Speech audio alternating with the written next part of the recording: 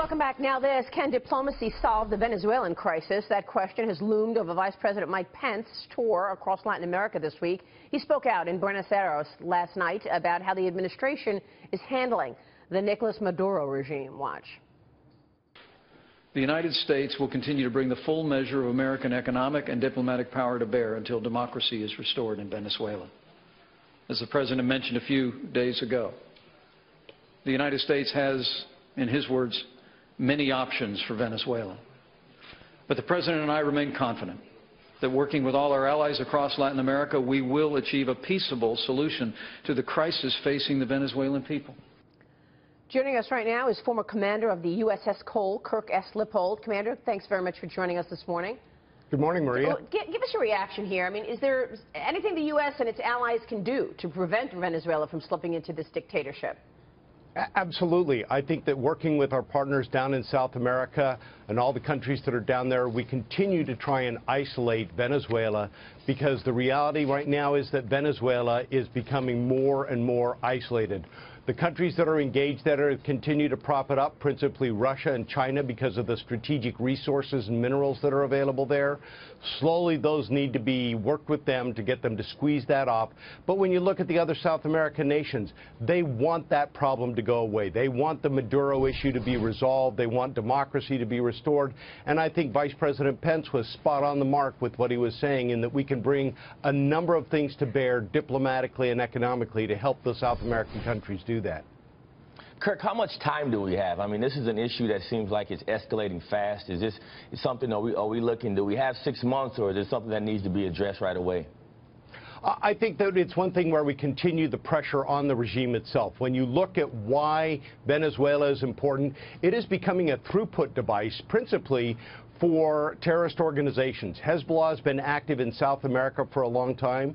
We're seeing a number of Russian-made weapons, especially man-pads, the surface-to-air missiles that are down there. When you look at what other countries are doing, it is a destabilizing force being supported by Cuba, and that we need to try and stop that from happening. A lot of Hezbollah money comes from the drug trade that goes through there. Venezuela is a throughput country for that.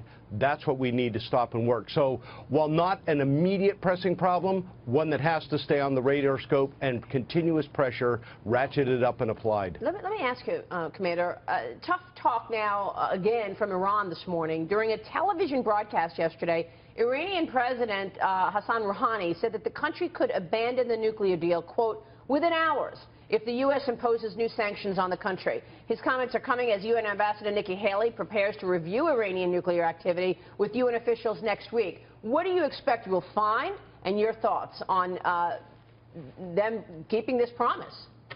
First and foremost, Maria, we can't allow Iran to use the nuclear agreement as an umbrella for every other activity that they're doing. They are still the responsible #1 state sponsor of terrorism in the region and in the world. They continue to have a ballistic missile technology that they are proliferating throughout the world. Why do you think North Korea made some of the sudden advances they did with respect to their ballistic missile technology? So when you look at it, Rouhani is politically invested in this agreement. The Joint Comprehensive Plan of Action, or the Iranian agreement, or the Iran nuclear agreement, is going to remain in force. We're going to impose sanctions. Yes, they're going to butt right up against that agreement with some of the technology, but the fact is, Iran cannot continue to have a ballistic missile program and then say it is separate from their nuclear missile program. The two are together. Technologically, they are wedded together. So this is Lee Carter. I've got a question for you right now about the use of diplomacy and sanctions. I think many people across our nation hear those terms and they think that we're taking a weak stance. And yet diplomacy and sanctions historically have been something that allow us to really pull levers without having to engage the military, without, they can be strong. How do you respond to people who say diplomacy and sanctions are, a cop-out or a weak way of dealing with enemies?